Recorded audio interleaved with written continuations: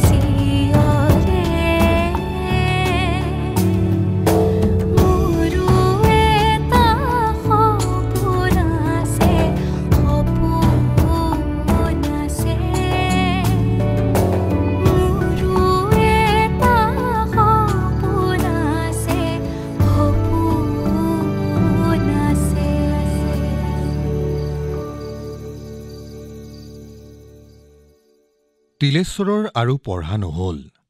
পদ্মেশ্বৰীয়ে গিৰিয়েকৰ অকাল মৃত্যুত জীৱনৰ সমস্ত দায়িত্ব অকলে ল'ব লগা হ'ল। জীৱন নামৰ পদযাত্ৰাৰ সন্মুখত এক দীঘল প্ৰত্যাহ্বান। 4টা ল'ৰা-ছোৱালীক পোহপাল দিয়াৰ দায়িত্ব, নিজৰ বিধৱা দেহৰ দায়িত্ব এই দুৰ্গম জংঘলহেন অঞ্চলত কেনেকৈ পালন কৰিব? এনে কণ কণ ল'ৰা-ছোৱালীকেইটাক লৈ পদ্মেশ্বৰীয়ে নিজে খেতি খোলা কৰি জীৱন নিৰ্বাহ কৰিব পাৰিব জানো?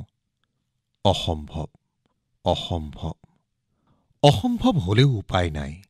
জীয়াই থাকিবতো লাগিব। শুনামতে সেই অঞ্চলত বন্য জীৱ-জন্তুৰ উপদ্ৰৱো আছিল অত্যধিক। সহজেই অনুমান কৰিব পৰা যায় যে অৰণ্য কাটি শেষ কৰি অনাত অতদিনে বাস কৰি অহা জীৱ-জন্তুবোৰৰ থাকিবলৈ ঠাই নাইকিয়া হ'ল। ফলত অকণমান হাবি পালেই মানুহৰ ওচৰে পাজৰেই সহাৱস্থান কৰিবলৈ ল'লে। মানুহৰ নিষ্ঠুৰতাৰ বলি হৈ বহুতো পশুপক্ষী ধ্বংস হ'ল। যিবোৰ থাকিল সিহঁত হৈ পৰিল হিংসুক। চল চাই মানুহক ওলোটাই আক্ৰমণ কৰিবলৈ ধৰিলে। ৰাতি ৰাতি মানুহৰ ঘৰৰ আশে-পাশেই বিচৰণ কৰিবলৈ ধৰিলে। বাঘৰ উপদ্ৰৱত মানুহবোৰৰ বৰ বিলৈ হৈছিল। বাঘে গোহালিৰ পৰাই গৰু-ছাগলী লৈ গৈছিল। খেতিয়ক মানুহৰ বাবে গৰুৱেই আছিল একমাত্ৰ সম্পদ। কিন্তু গয়াৰ ভয় হৈছিল, কেতিয়াবা বাঘে মানুহকে যদি উঠাই লৈ যায়। সেই ভয়তে পদ্মেশ্বৰীয়ে হেনো আটাইকেইটা সন্তানক বুকুত সাৱটি বাঁহৰ চাং এখনত উজাগৰি নিশা পাৰ কৰিছিল। ভালুক আহি পিছফালৰ চোতাল পাইছিলহি। হাতী আহি ঘৰৰ কাষত থকা নামঘৰত সেৱা লৈছিলহি। দূৰত হুদু চৰাইৰ গহীন মাত, বাৰীৰ ঢাপত শিয়ালৰ হোৱা, ৰাতিপুৰ জয়াল।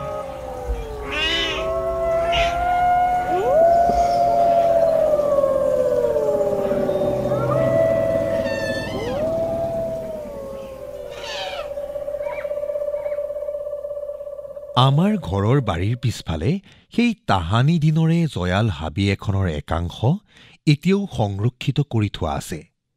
কোন কাহানিৰ অৰণ্যৰ মাজৰ এচুৱা যে 2টা প্ৰজন্মৰ পিছলৈকে সংৰক্ষিত হৈ থাকিব, সেই কথা হয়তো অকন্তি পদ্মেশ্বৰীয়ে কল্পনাও কৰিব পৰা নাছিল। এই খণ্ডৰ পৃথিৱীলৈ যাতায়াতৰ ব্যৱস্থা তেনেকৈ নাছিলেই। দূৰণিবতীয়া আলহী আহিলে ডুমডুমাৰ পৰা বেতনিলৈ কমেও আধা দিন খোজকাঢ়িব লাগিছিল। সেই সময়ত ডুমডুমালৈকে ৰেলৰ সুবিধা আছিল। কিন্তু নাহৰকটীয়াৰ পৰা অকন্তি অথবা পদ্মেশ্বৰীৰ ঘৰৰ ফালৰ আলহী আহিলে কেতিয়াবা তিনিচুকীয়াৰ পৰাই খোজকাঢ়িব লাগিছিল। ৰেল নচলিলে। এনেকুৱা অৱস্থাত প্ৰায় 2 দিন খোজকাঢ়ি গৈ মানুহবোৰ আমাৰ গাঁৱত উপস্থিত হৈছিলগৈ। ইফালে ৰাস্তা-ঘাটৰ আকাৰ আকৃতি আছিল অতি শোচনীয়। বাৰিষাৰ দিনত ফেনে ফুটুকাৰে বৈ থকা নৈ জান জুৰি পাৰ হৈ দূৰণিবতীয়া মানুহবোৰ আমাৰ গাঁৱলৈ অহাটো আছিল কল্পনাৰো অগোচৰ। এই আলিপদূলিবোৰ কেইবাদশক ধৰি ইমানেই শোচনীয় আছিল যে অকন্তিহঁতে নতুন ঠাইত ঘৰ পতাৰ প্ৰায় ৬ দশকৰ পাছত মই মেট্ৰিক পাছ কৰি তিনিচুকীয়াত নাম লগাওঁতে ময়ো দৈনিক ৫ ঘণ্টা বাট অহা যোৱাৰ নামত খোজকাঢ়িব লগা হৈছিল। এবাৰ হেনো নাহৰকটীয়াৰ পৰা আমাৰ দেউতাৰ সম্বন্ধীয় বায়েক তথা আপায়েকৰ জীয়েক আমাৰ ঘৰলৈ ফুৰিবলৈ আহিছিল। ৰেলৰ পৰা নামি ডুমডুমাৰ পৰা খোজেৰে আহোঁতে কলাফুল শুকাই গৈছিল। ভাগৰুৱা শৰীৰৰ পৰা সকলো শক্তি বাষ্প হৈ উৰি গৈছিল। শক্তি উভতাই পাবলৈ কেইবাদিনো খাব লগা হৈছিল। শৰীৰত শক্তি ঘূৰাই পোৱাৰ পাছত গাভৰুহঁত আকৌ চঞ্চল হৈ পৰিছিল, কাৰণ ইয়াত মাক দেউতাকৰ হকাবধা নাছিল। বেছ মুকলিভাৱে চাল চলন কৰিবলৈ পাইছিল। তেতিয়ালৈ আমাৰ পেহীকেইজনীও গাভৰু হৈছিল। আটাইকেইজনী গাভৰুৰ হাঁহি খিকিন্দালিত ঘৰ ৰজন জনাই আছিল। তেতিয়া দেউতাৰ হেনো ভীষণ অভিযোগ। গাভৰুহঁতক অতিপাত ৰং ৰহইচ নকৰিবলৈ বাৰে বাৰে সতৰ্ক কৰি দিছিল। গোটেই ঘৰখনত দেউতাই আছিল একমাত্ৰ পুৰুষ। গাভৰুহঁতৰ চঞ্চলতা ইমানেই বাঢ়ি গৈছিল যে এদিন হেনো দেউতাই শুই উঠিয়েই গাভৰুহঁতক একেলগে শাৰী পাতি প্ৰস্ৰাৱ কৰি থকা দেখিবলৈ পাইছিল। এনে অমংগলীয়া কাম কিয় কৰ? কিয় কৰ? দেউতা খঙত অগ্নিশৰ্মা হৈ হালুৱা এচাৰিৰে গাভৰুহঁতক কোব সোধাইছিল। আইতাই তেতিয়াই সিদ্ধান্ত লৈ কৈছিল, তিলেশ্বৰক বিয়া পাতি দিলেহে ইয়াৰ উপদ্ৰৱ কমিব। পিছে ছোৱালী ক'ত? নিৰ্মালীৰ ঘৰ শিৱসাগৰত। নিৰ্মালীৰ দেউতাকক পথাৰত হাল বাবলৈ যাওঁতে বজ্ৰপাতত মৃত্যু হোৱাত সিহঁতৰ পৰিয়ালটো দুটা ভাগত বিভক্ত হৈছিল। নিৰ্মালী আৰু ডাঙৰটো ভায়েক শিৱসাগৰতে বৰ্তাকহঁতৰ ঘৰত থাকিবলৈ লৈছিল। আনফালে মাক, ভনীয়েক আৰু সৰু ভায়েকে তালি টোপোলা লৈ নিৰ্মালীৰ খুৰাকহঁতৰ সৈতে নতুন মাটি ভাঙিবলৈ গৈছিল ডুমডুমাৰ দ পথাৰ গাঁৱলৈ। শিৱসাগৰৰ ফুলেশ্বৰী হাইস্কুলত ৮ম শ্ৰেণীলৈকে পঢ়ি নিৰ্মালীয়ে পঢ়া বাদ দিছিল। পঢ়া শুনা বাদ দিলত এবাৰ হেনো নিৰ্মালী দ পথাৰ গাঁৱলৈ আহিছিল, মাকহঁতৰ লগত দীঘলীয়াকৈ থকাকৈ। নিৰ্মালীৰ মনলৈ মাকহঁতৰ সান্নিধ্যই আনি দিছিল সুখ শান্তি। আনফালে দ পথাৰৰ যাতায়াতবিহীন কেঁচাময় বাট পথে আনি দিছিল বিৰক্তি। মনৰ এনে এক দুদুল্যমান অৱস্থাত অৱস্থান কৰোঁতেই এটা খবৰ আহিছিল। বেতনীৰ এটা দৰাই নিৰ্মালীক চাবলৈ অহাৰ কথা। দুয়োঘৰৰ সন্মতিত ক্ষিপ্ৰতাৰে কোনো অসুবিধাৰ সন্মুখীন নোহোৱাকৈয়ে তিলেশ্বৰৰ আৰু নিৰ্মালীৰ বিয়া হৈ গৈছিল। বিয়াৰ সময়ত তিলেশ্বৰ নিৰ্মালীৰ বয়স হয়তো ১৮-১৯ মান হৈছিল। এই বিয়াৰ ফলশ্ৰুতিতে প্ৰথমে এটি কন্যা সন্তান, দ্বিতীয়তে এটি পুত্ৰ সন্তান আৰু তৃতীয়তে মোৰ জন্ম হৈছিল। মোৰ পিছতো আৰু 2টি পুত্ৰ সন্তানৰ জন্ম হৈছিল।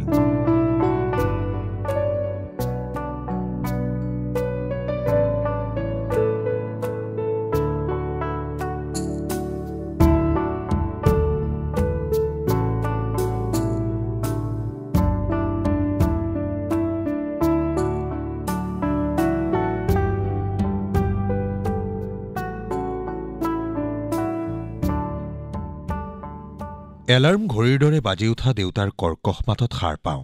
সৰু দো উঠ, ডাঙৰ দো উঠ। উঠিলি নে তহঁতে? দেউতাই চিঞৰিছে এবাৰ দুবাৰ। মায়ে কৈছে, ইমান মৰ টোপনি নে তহঁতৰ? অনিচ্ছা সত্ত্বেও চাং এৰো আমি। মধুময় টোপনিৰ কোলাৰ পৰা নামি আহি মাটিত ভৰি থওঁ। জাৰৰ দিনত মজিয়াৰ মাটি ইমান চেঁচা। মা আইতাই বৈ দিয়া ডাঙৰি সূতাৰ চাদৰ এখন গায়ে মূৰে মেৰিয়াই আধা টোপনিতেই চাঙৰ পৰা নামি আহোঁ। আন্ধাৰতে খেপিয়াই চাকিটো জ্বলাব খোজোঁ। জুইশলা কাঠি ঘঁহনি খোৱাৰ মাত শুনি আকস্মিক পোহৰৰ ৰেখ দেখি দেউতাই পুনৰ চিঞৰি উঠে, ঐ বাহিৰত পোহৰ হৈছে, বাৰান্দাত পৰগৈ যা। চাকি জ্বলাই চাকিৰ তেল শেষ কৰিব নালাগে। উপায়ন্তৰত আমি কিতাপ ফুলি লৈ ঘৰৰ বাহিৰলৈ ওলাওঁ। বাহিৰত দেখ নেদেখকৈ পোহৰ হৈছে। পিৰালিত ধাৰি এখন পাৰি বহোঁ।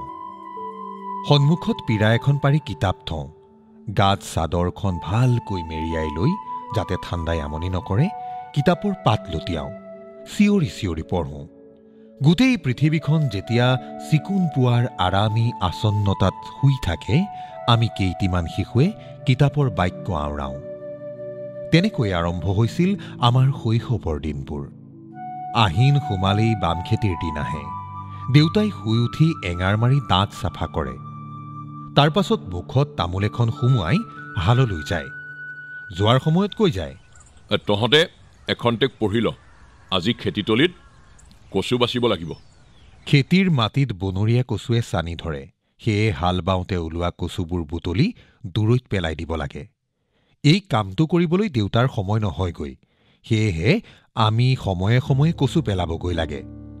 কেতিয়াবা দেউতাই কৈ থৈ যায়, আজি মই দিম, তই সৰু দৌ বা ডাঙৰ দৌ কোনোবা এটা আহিবি মৈত উঠিবলৈ।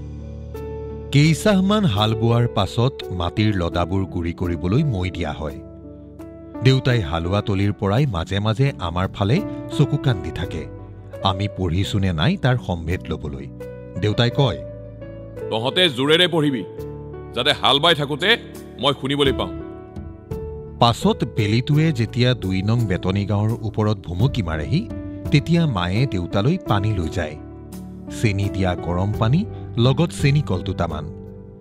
পানী দি যেতিয়া মা ঘৰলৈ উভতি আহে তেতিয়া খবৰ আহে আজি কোন মৈত উঠিবলৈ যাব, নতুবা কচু পেলাবলৈ আজি যাব লাগিবনে নাই। সৰু দৌ তোক দেউতাৰে মৈত উঠিবলৈ মাতিছে। এই বুলি কৈ মা ভিতৰলৈ যায়গৈ। মই কিতাপ পত্ৰ সামৰি ভিতৰৰ নিৰ্দিষ্ট স্থানত থৈ আহোঁগৈ।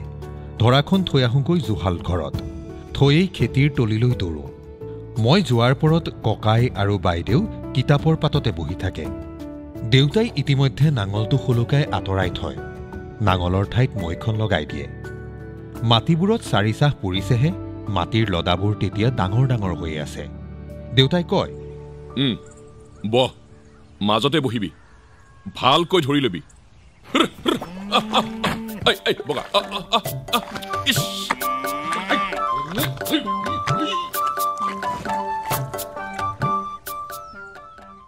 গৰুহালক যাবলৈ নিৰ্দেশ দি দেউতাই মৈয়াবলৈ আৰম্ভ কৰে।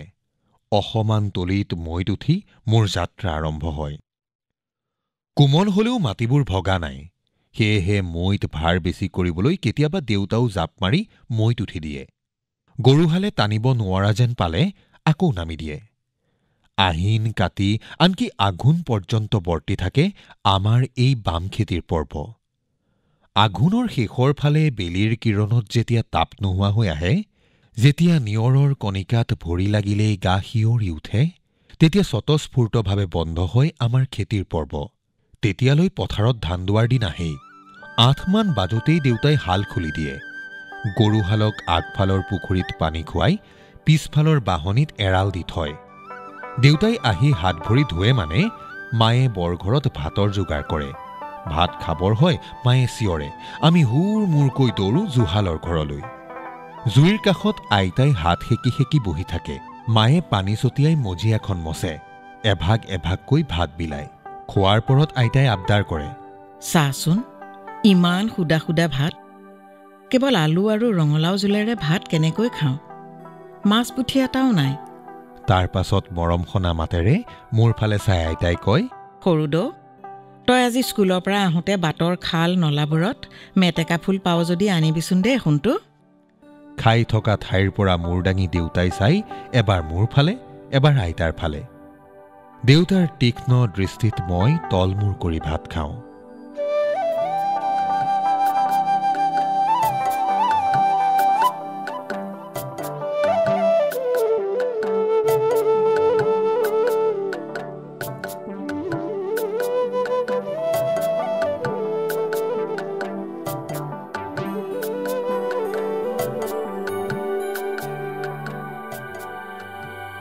মোৰ জন্মৰ কেইবছৰমান আগতেই ডাঙৰ পেহীৰ বিয়া হৈ গৈছিল।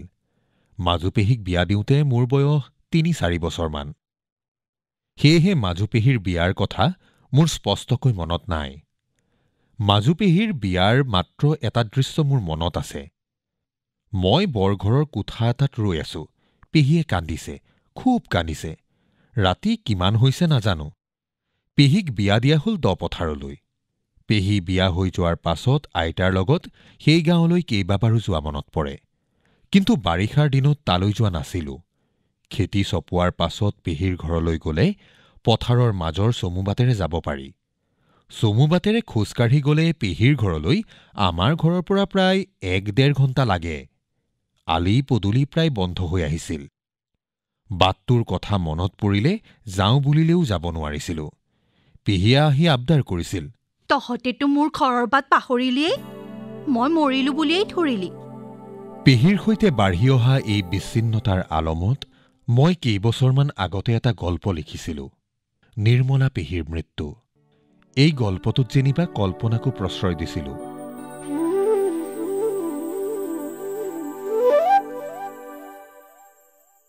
কিন্তু সৰু পেহীৰ কথা নকলে, আমাৰ শৈশৱত পেহীৰ উপস্থিতিৰ বিষয়ে ব্যক্ত নকৰিলে বোধহয় শৈশৱৰ কাহিনীয়ে আধৰুৱা হৈ ৰ'ব। সেয়েহে সৰু পেহীৰ বিয়াৰ কথাকেই কওঁ। এদিন পদূলিমূৰৰ শুকাবলৈ ধৰা পুখুৰীটোৰ পাৰত ৰৈ পেহীয়ে চাই আছিল সন্মুখৰ বিস্তীৰ্ণ পথাৰখন। আহিন মাহৰ পথাৰত দূৰ দূৰণিলৈকে কেৱল সেউজীয়া ধান। পথাৰৰ সেউজীয়াখিনি যেন আকাশত প্ৰতিফলিত হৈছে। তাৰ মাজতে বিশাল আকাশখনৰ অ'ত-ত'ত থুপি থুপি ডাৱৰ। আগদিনা বৰষুণ হৈছিল, সেয়েহে আকাশ স্পষ্ট দূৰ দিগন্ত। এনেকুৱা ফৰকাল দিনত আমাৰ ঘৰৰ পদূলিৰ পৰাই উত্তৰ দিশত থকা হিমালয় পৰ্বতমালা দেখা পায়। কৈলাশপুৰ গাঁৱৰ ওপৰেদি চাই পঠিয়ালেই দিগন্তত আকাশচুম্বী পৰ্বতমালা দৃশ্যমান। দূৰৰ এই গিৰিমালাৰ পিনে দৃষ্টি প্ৰসাৰিত কৰিয়েই পেহীয়ে বহু সময় এইদৰে থিয় দি আছিল। কিমান সময় পেহী এইদৰে থিয় দি আছিল নাজানো, কিন্তু মনত আছে পেহীয়ে মোক বৰ উল্লাসেৰে সুধিছিল, আজি আমাৰ ঘৰলৈ কোন আহিব কচোন? নাজানো সৰু পেহীদেউ। আজি তহঁতৰ পেহা আহিব আমাৰ ঘৰলৈ। কোন পেহানো? তহঁতৰ হ'ব লগা পেহা আকৌ। তেনেতে দেউতা ওলাইছিলহি গৰুহাল আৰু গাইজনীক পদূলিৰ পুখুৰীত পানী খুৱাবলৈ। দেউতাই পথাৰৰ মাজত থকা গৌবাটৰ আলিটোত গৰু চৰাবলৈ গৈছিল। গৌবাটটোত নতুন ঘাঁহ বন ওলাইছিল। আহিন কাতি মাহত চৌদিশে ঘাঁহ বন নাইকিয়া হৈ আহিলে এইদৰে দেউতাই বা আমি গৰু চৰাবলৈ লৈ গৈছিলোঁ। দেউতাৰ উপস্থিতি অনুভৱ কৰি পেহী খৰখোজেৰে ঘৰলৈ গৈছিলগৈ। মই পদূলিতে থিয় দি আছিলোঁ। গৰুৱে পানী খাই হোৱাত দেউতাই বাৰীৰ পিছফালে গৰুকেইটাক বান্ধি থবলৈ খেদি লৈ গৈছিল।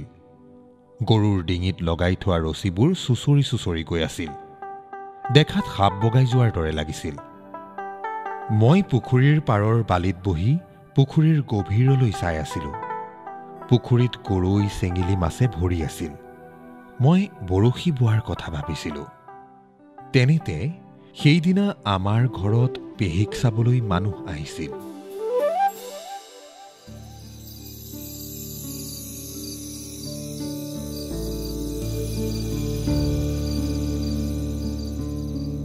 কথাশিল্প অনুষ্ঠানটিত শ্ৰোতাসকলে ডক্টৰ ৰুবুল মাউতৰ মোৰো এটা সপোন আছে গ্ৰন্থখনিৰ ধাৰাবাহিক পাঠৰ ২য় খণ্ডটি শুনিলে। পাঠ আগবঢ়ালে ঝুনা কংকন ভূঞাই। বিভিন্ন চৰিত্ৰত অভিনয় কৰিলে দেউতা ইন্দ্ৰজিৎ দাস, মা ৰুজি মুদৈ, আইতা অনামিকা বৰদলৈ বৰুৱা, পেহী ঋতুপৰ্ণা ডেকা আৰু শিশু ৰুবুল মাউতৰ চৰিত্ৰত ধীৰ কাশ্যপ। শীৰ্ষগীতৰ কথা ইউৰেকা কাকতিৰ, সুৰ বৰষা বৰাৰ, কণ্ঠ সুকন্যা কাশ্যপ মহন্তৰ, সংগীত মনদীপ আৰু মনমিত মহন্তৰ, প্ৰযোজনা ইন্দ্ৰজিৎ দাসৰ। মোৰো এটা সপোন আছে গ্ৰন্থখনিৰ ধাৰাবাহিক পাঠৰ পৰৱৰ্তী খণ্ডটি শুনিবলৈ পাব অহা সপ্তাহৰ এই একেটা বাৰৰ এই একেই সময়তে।